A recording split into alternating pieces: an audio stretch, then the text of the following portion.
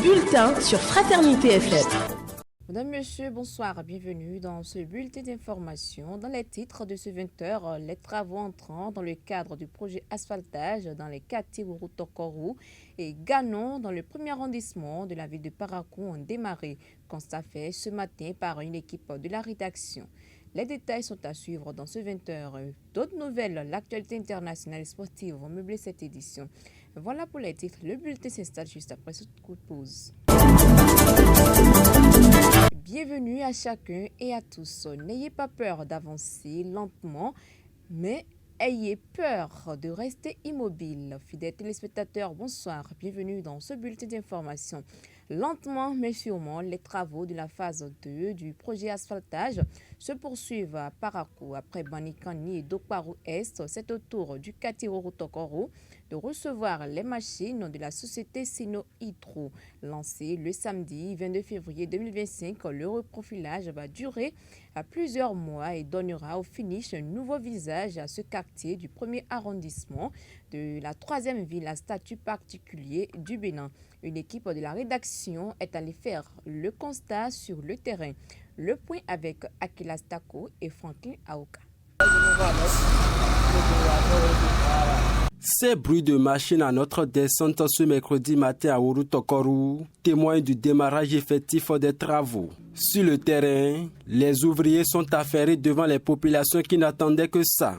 Vous avez constaté, les travaux ont effectivement démarré devant la Chia. Les Chinois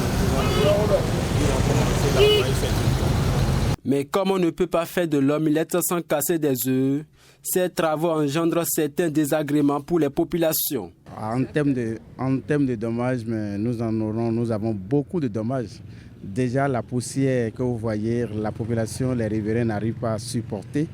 Et je me dis surtout que dans des cas pareils, l'État prévoit toujours par moment sorte d'arrosage pour aider ces riverains-là. Mais pour la plupart du temps, ceux qui sont en charge ne font pas le travail. Et les maladies que vous savez déjà qui découlent de cette plombée de poussière vont se manifester d'ici peu. Dans cette rue de l'hôpital d'instruction des armées qui relie les quartiers Wuru-Tokoru et Ganon, 1324 mètres linéaires seront bitumés. Du côté du quartier Wuru-Tokoru, la rue Amadia verra 1245,845 mètres linéaires pavés. Toujours dans cette zone, 334 mètres linéaires supplémentaires seront également pavés. Quant au désagrément causé par les travaux, le maire de Parakou, Sazime Chabi, lance l'appel que voici. La patience, il y aura de la poussière, il y aura du bruit, les rues seront impraticables. Pour certains qui ont des véhicules, difficilement ils vont sortir leurs véhicules de leur maison. Certains seront même coincés dans les maisons, mais qu'ils se disent que c'est pour un temps et qu'après l'exécution des travaux, ils seront dans de meilleures conditions. Les travaux de la deuxième phase du projet asphaltage sont prévus durer 22 mois. À Parakou, selon un point fait en début d'année par le service technique à la mairie, le taux d'exécution de ces travaux se levait à 10%. La surcharge reste un phénomène qui résiste aux moyens de lutte au Bénin. Les véhicules supposés tenir 5 passagers transportent 7 voire 8 passagers. Cette attitude met le plus souvent ces usagers dans un inconfort total et les expose au pire des cas en cas de survenance d'un accident de la route. La rédaction de Fraternité FM s'est intéressée au sujet. Passagers, responsables de conducteurs et conducteurs en parlent dans ce reportage signé Akila Stako et Franklin Aoka. 6, 7 ou même 8, c'est le nombre de passagers qu'on retrouve généralement dans les véhicules de taxi interurbains, aussi appelés 5 places ici sur le parc CNCB de Parakou. Des passagers surchargés dans un véhicule qui transporte aussi des marchandises. C'est le triste constat qui semble pourtant devenir une règle chez les conducteurs de taxi interurbains. Les mesures de lutte contre ce phénomène n'ont pas permis de changer les habitudes. Ce passager confie. Et en tant que passager, on observe toujours ce phénomène-là. Donc, derrière, normalement, c'est une place de 3 personnes. Mais les chauffeurs exige qu'on soit au moins 4 à cause de la hausse du prix de l'essence. Quand on se plaint, ils disent qu'ils doivent payer de l'essence et l'essence coûte cher maintenant. Vous n'êtes pas sans savoir que l'essence coûte cher.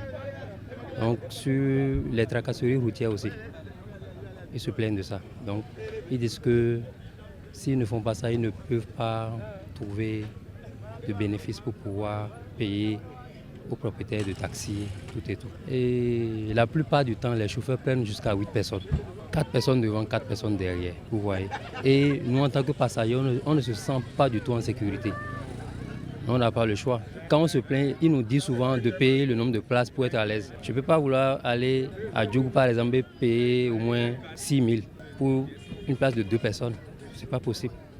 Mais vous savez que le pays, tout est chaud. Donc, quand ils se plaignent, on essaie de faire avec. Selon lui, la surcharge expose le chauffeur ainsi que les passagers à des risques. D'ailleurs, il a été victime d'un cas d'accident dû à la surcharge. J'ai été victime de ce cas il y a de cela 1 an. Et même en cours de route, on a eu un accident. Pendant ce temps, ces conducteurs de taxis interurbains se défendent. Selon eux, il ne s'agit pas d'une volonté délibérée de continuer dans cette dynamique. Le non-respect des tarifs de voyage par les usagers reste une raison principale. Des fois, les chauffeurs font des surcharges et des fois, ils ne font pas des surcharges. Qu'est-ce qui amène qu'ils font des surcharges? Maintenant, ils sont en train de charger et un client arrive. Il connaît que le tarif c'est à 7 000 et il est droit à payer 7 000. Calculons-nous, la voiture doit prendre 4 personnes, 3 derrière, 1 devant. Et dans les clients, il y a une seule personne qui a payé 7 000 francs. Le reste là, 5 000, 6 000. Si tu ne sais même pas, tu vas trouver un client qui va te dire 4 000. Ce qui nous pousse à faire des surcharges, quand le client vient, nous, notre tarif, on leur dit notre tarif. Ils nous proposent le tarif de bus. On leur dit, vous ne devez pas payer. Et quand les clients nous disent que nous, on aime faire le surcharge, on leur dit toutes les vérités. Vous, les clients, vous ne devez pas payer. Si vous payez le tarif que nous demandons, il n'y a pas de surcharge. Les passagers voyagent surchargés. Parfois, ce sont eux-mêmes qui suggèrent de se mettre dans une position inconfortable, soit pour éviter le montant exigé par le conducteur, soit pour d'autres raisons. Selon Zimé Fousseni, actuel président du parc CNCB d'Albarika, le passager a un droit que le conducteur doit respecter. Vous savez très bien que le passager, c'est nos rois, nos reines. Le passager a un droit sur le chauffeur. Le passager est respecté dans plusieurs niveaux. Ça, c'est clair et c'est net. Sans passager, nous n'existons pas. En cas d'inconfort ou de malcompréhension avec un conducteur de taxi, Zimé Fousseni invite les victimes à saisir les autorités compétentes. Bien sûr, le passager peut se plaindre n'importe où. D'abord, en première ligne, où le passager doit même se plaindre, c'est dans des gares routières. Nous sommes des responsables et il y a des responsables dans des gares routières à divers niveaux. Partout sur le plan national, il n'y a pas, même juste dans des villages, il y a des gares routières. Il y a des responsables. Là où il y a gare routière, reconnue digne de nom, là, il y a un responsable qui doit trancher le sujet. N'importe quel sujet. Entre le chauffeur et le passager. Le passager, si désormais il y a un passager qui a un problème, vous descendez, rentrez dans la gare routière, demandez les responsables. En première ligne, c'est le contrôle de parc. Parce que c'est des gens qui veillent, ils sont sur le terrain 24 heures sur 24 heures. Et il va trancher son problème. Ce qui est sûr, il doit avoir un résultat. Ça, c'est clair. N'importe quel responsable, même si ce n'est pas le contrôle de parc, même que ce soit un organisateur, un conseiller, un délégué, ce qui est sûr, il doit trancher, le savoir. Il doit se mettre au parfum du problème et avoir un résultat ferme.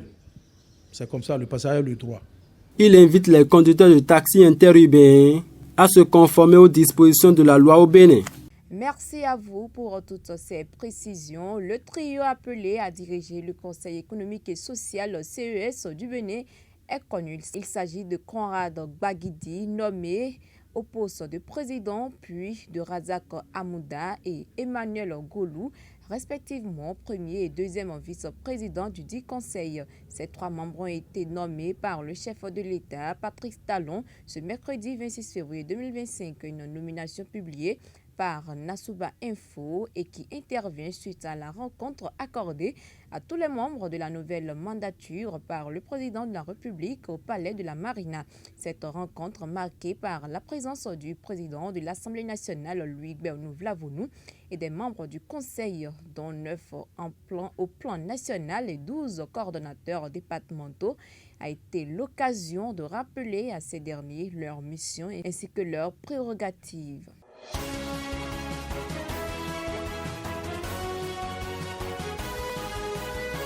Au Burkina Faso, 220 cartons de boissons illégales ont été saisis par l'antenne régionale de l'unité anti-drogue dans la région du centre-sud du pays. Il s'agit notamment de 200 sachets de 50 ml avec un taux d'alcool de 42%.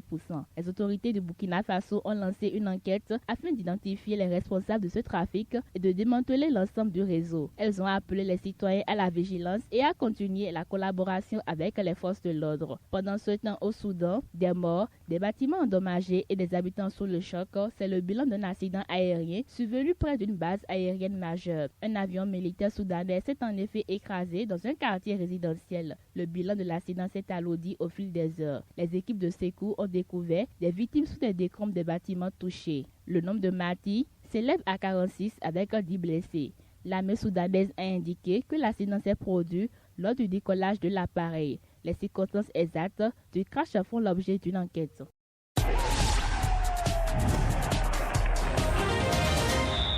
L'actualité sportive ce soir, je reçois pour vous Jacques Degbe. On parle de la Coupe de France. CAN et Azanpo file en demi-finale. L'ESCAN de Désiré Zanko en National 2 a réalisé l'exploit ce mardi en se hissant en demi-finale de la Coupe de France, opposé à Guingamp, un club de Ligue 2 pour le compte des quarts de finale. Les Canois l'ont emporté par le score de 3 buts sur le score de 3 buts à 1. Pour rejoindre le carré d'as resté au banc au coup d'envoi, l'attaquant béninois est entré en jeu en toute fin de partie à la 90e minute de jeu. Ballon d'or, Salah garde la tête froide. Le meilleur joueur du monde depuis le début de la saison, Mohamed Salah, 32 ans, 38 matchs et 30 buts, toutes compétitions confondues cette saison, mène la course pour le Ballon d'or 2025. L'ailier de Liverpool n'a toutefois pas voulu s'enflammer alors que tout reste à faire pour succéder à Rodri. J'aimerais tout gagner évidemment, a reconnu l'Égyptien pour TNT Sport. Concentrons-nous d'abord sur la course au sacre en Première Ligue et en Ligue des Champions. Ensuite, nous verrons, a-t-il déclaré sur le chemin de la gloire. Salah devra poursuivre sur sa lancée face au Paris Saint-Germain en Première Ligue. Ce sera lors des 8e de finale qui démarre la semaine prochaine. Et ce soir déjà, Liverpool affronte Newcastle dans un match qui s'annonce très intéressant. Mais le choc va opposer Tottenham à Manchester City. Même si les Sky Blues sont en difficulté ces dernières semaines, eh bien, ils partent favoris dans ce match. Merci à vous Jacques Degbe pour toutes ces précisions qui viennent d'ailleurs mettre un terme à ce bulletin d'information. Merci de votre aimable attention. L'actualité continue sur nos différents canaux digitaux. D'ici là, portez-vous bien.